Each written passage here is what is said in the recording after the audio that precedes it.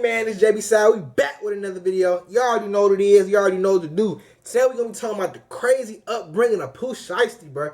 I don't know if some of y'all already seen this video before, bro, but y'all finna watch it with me. So y'all lock in, grab your popcorn, grab a little blunt, grab a little black if you smoke black, grab a little liquor. So we finna lock in. Hey, let's get right into it. On the real, I gotta keep it so 100. I ain't never liked you, good. I ain't gonna lie, I ain't never like your ass. I never liked you, ass, good. You know I ain't like you. You know I ain't like your ass. Like, we ain't gonna talk about that on here, though.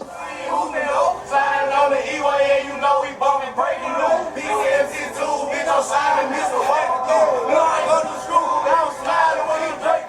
2-3 with the joy like LeBron.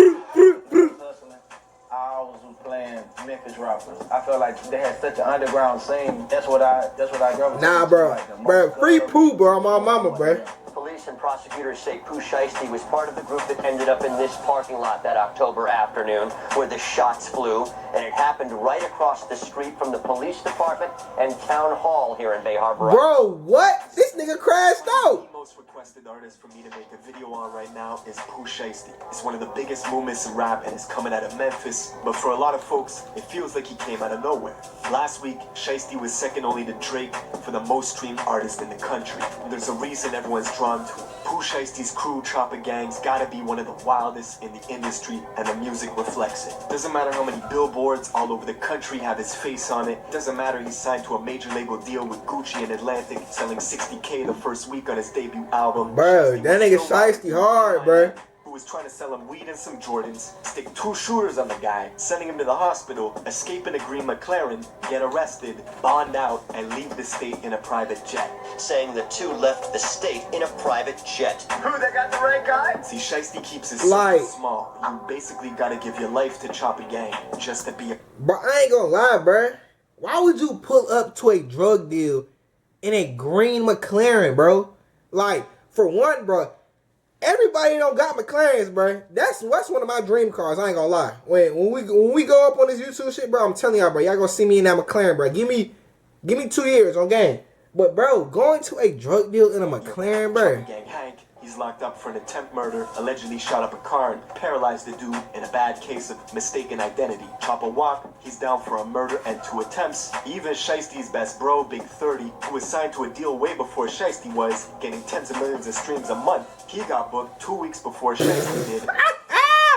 Boy, that nigga look like a bug. But y'all ever seen bugs in life, bro? But that nigga like a big ass caterpillar, okay? Drug charges in Alabama, got extradited back to Memphis for another pending case he was already fighting, laid bond, and released the song first day out. But most of the mainstream was not tuned in until Lil Durk and Shiesty came together to make the Get it back in blood. So while most fans were focused on Durk in the wake of the Quando and Vaughn situation, the entire city of Memphis was focused on Shiesty's verse. Because he wasn't just rapping, Shiesty was talking about a specific event that happened where he and 2 members of his crew went to a rival house in Memphis and robbed a bunch of guns from them. That's why in the lyrics he says, yeah, you know who took that shit from you, come get it back in blood. In the song, Shiesty's talking directly to them. We ain't mad, stuff. We want you to see this. Hey, you really know who did that to y'all. You really know. The rival gangs called EBG, and them and Shiesty have had problems for many years locally in Memphis. EBG being from the north, Shiesty being from the south, and plays into this... Hey, bro, I'll be right back, but my damn TV turned on. That shit, we tripping. The song is worldwide, hitting the number 8 spot on Billboard charts, getting 50 million views on YouTube in 1 month, forcing EBG, who aren't even rappers, to respond over the same Back in Blood beat. We back. Their remix got taken down a bunch of times, each time getting hundreds of thousands of views in days. So EBG dropped a second diss track. This one called Rumors. They even got Quando Rondo to make an appearance, taking collateral shots at Durk just for being on the original song with Shiesty.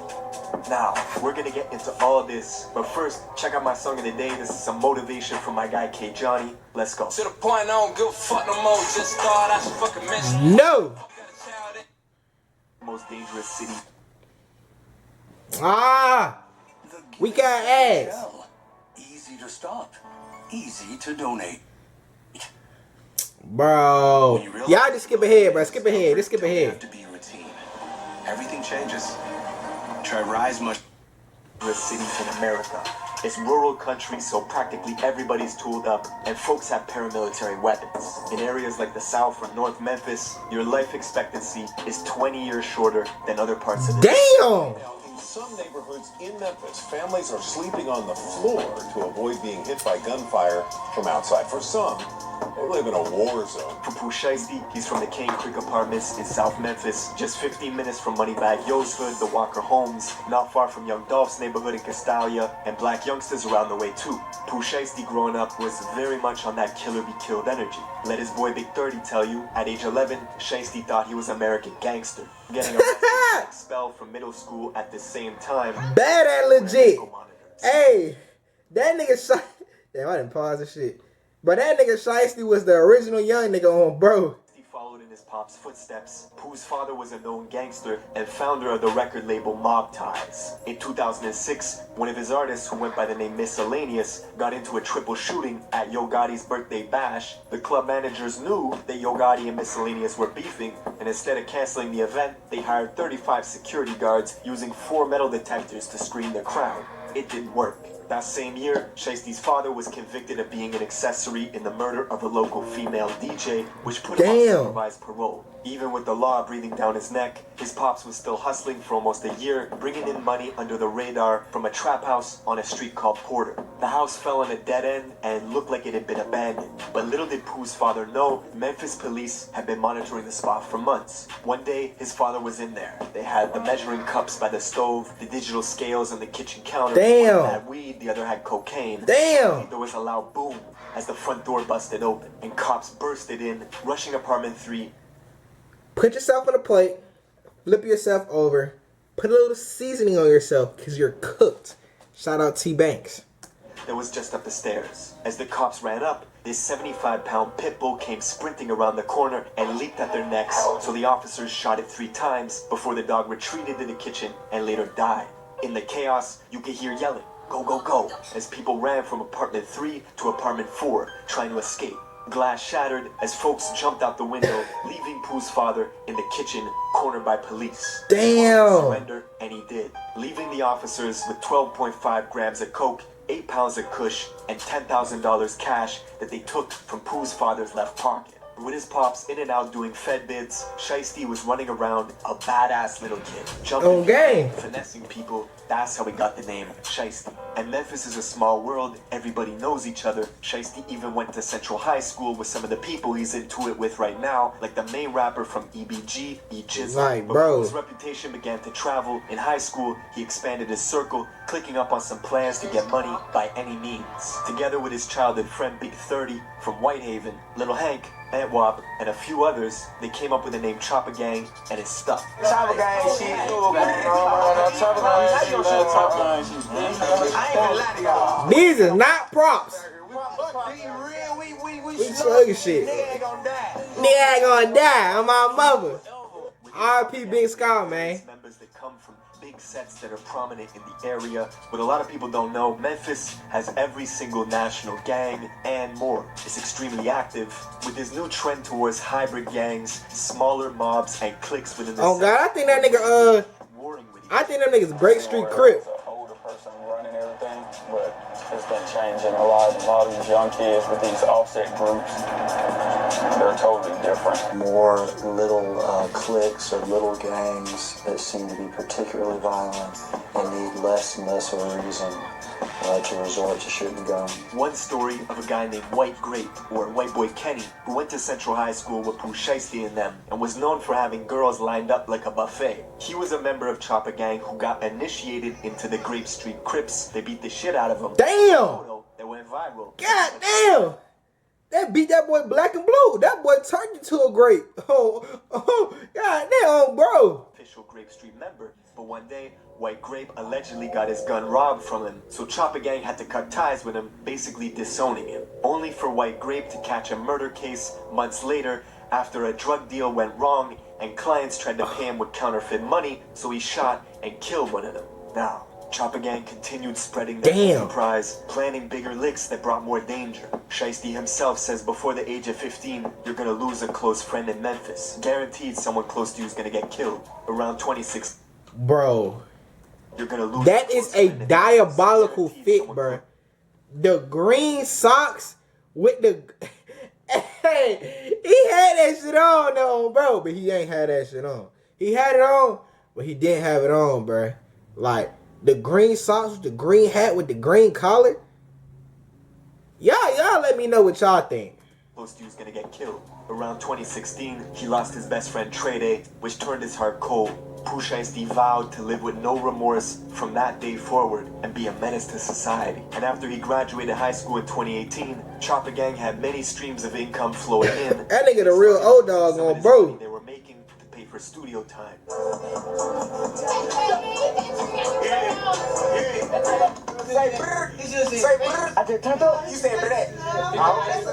It was one of those rare cases where the music blew up out the gate. They dropped their first song, Breaking News, near the end of 2018. Hey, nah, that bitch hard on my mama, nigga. I still be cranking that hoe. Friend Big 30 got signed to fellow Memphis artist MONEYBAGG Yo. Meanwhile, Shiesty. Hey, bro, y'all go check out my video with MONEYBAGG Yo and Big 30 beefing, bro. I just dropped something on that. Building his 1017 roster, looking for the grimiest artists he could find.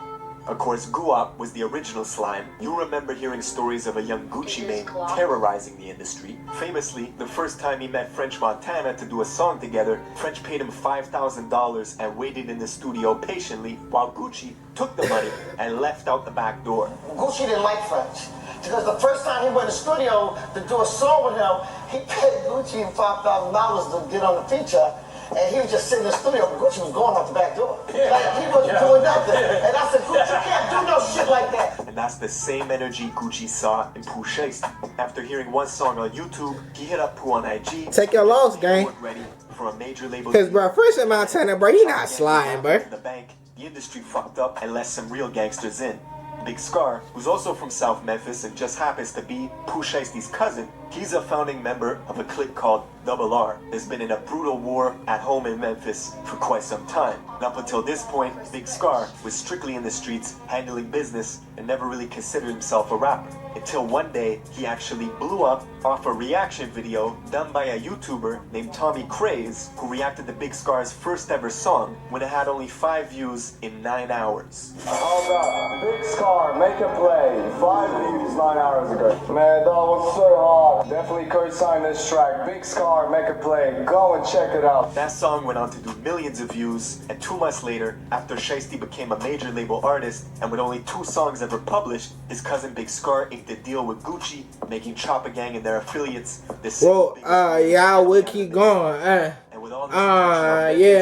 will keep going, bro. R.I.P. Scar, man. Living up to his name and began taking shots at another Memphis rapper named Big Boogie. Hey, let Big Boogie. The Boogster. Where you at? Hey, Boogie. Hey, Red Ron. I would get out there in the street with your gang, me by myself. The whole gang right now, today, in like 30 minutes, on live, all this shit. Why you say something back, cuz? You did that out of your fans, cuz. You let your fans boot your head up. You could have caught yourself. You know I ain't never like you, cuz. I ain't never like your ass. Which is the north super country part of Memphis. Seems like a good guy. According to Boogie, they never met a day in their life, but Shiesty claims when he pulled up in the north to see Boogie, it was a whole different story. Oh, you been running from me, bro. You been running. You been running from me, bro. You know what happened in the law, bro, when I pulled up, came on your side, bro. You know what happened. And Pooh is so petty, he even went as far as naming a strain of weed Red Rum after Big Boogie's crew, Red Rum, just so he could say that he's smoking on that Red Rum pack. And the bigger you get, the bigger the target you become in Memphis. Hey, cuz. Just a few days after he went back and forth with Shiesty on social media, Big Boogie's concert in Mississippi got shot up. It was the scene where 50 shots in total were fired from 5 different guns, hitting Big Boogie's friend Jasmine, who was on stage with him, and she later died in Boogie's arms. Fast forward a few months later. Nah, I ain't gonna lie, bro. But Pooh Shiesty, bro.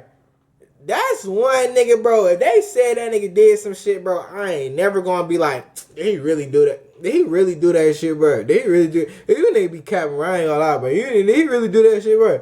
But later to November. a nigga named Pooh Shiesty for a reason. Shiesty linked up to drop the audio for the song Back in Blood. That's the same day where King Von passed away in Atlanta after an altercation with Quando Rondo outside the Monaco Hookah Lounge. Shiesty and Durk had already filmed the music video back in Chicago, but chose not to release it yet. This was, in many ways, the mainstream's introduction to Pooh Shiesty. A few more weeks went by and the song continued to climb the charts. Then randomly, at 6 in the morning on a Tuesday in December, Shiesty posts this cryptic warning to Facebook. Drop that song and you're not gonna live to see that baby get here. That's when New Year's came around, January 1st, 2021.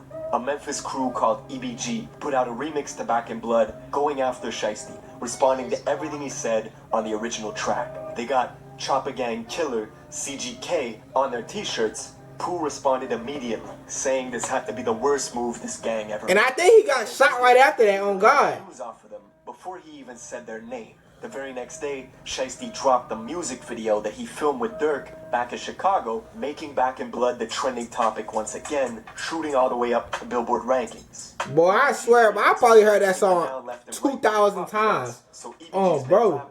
Jizzle dropped another diss track called Rumors. 100K in a day? Quickly hitting 1 million views in less than a week. Damn. Then Jizzle was shot 3 times just days after this second diss track went live. He said don't drop the song, gang. Like, I feel you a tough nigga, bro. You a tough nigga, bro. But it's a lot of tough niggas that's dead as hell, or in that cell, or down in hell. No cap, bro. Like, I bet a man can't do this.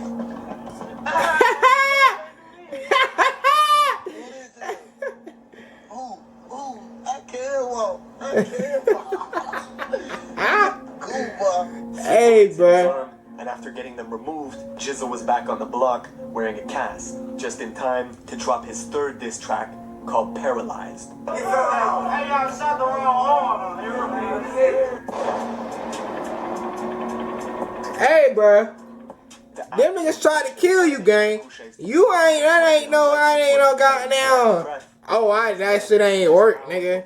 They tried to kill you, gang. As it stands, the song has nearly 400,000 views in a week. EBG Jizzle went from a couple thousand followers to 50,000 almost overnight. Damn. Memphis has pretty much been in a frenzy ever since. But yeah, man, let me know if there's a video you want me to cover in the comments below. I will see you in the next one.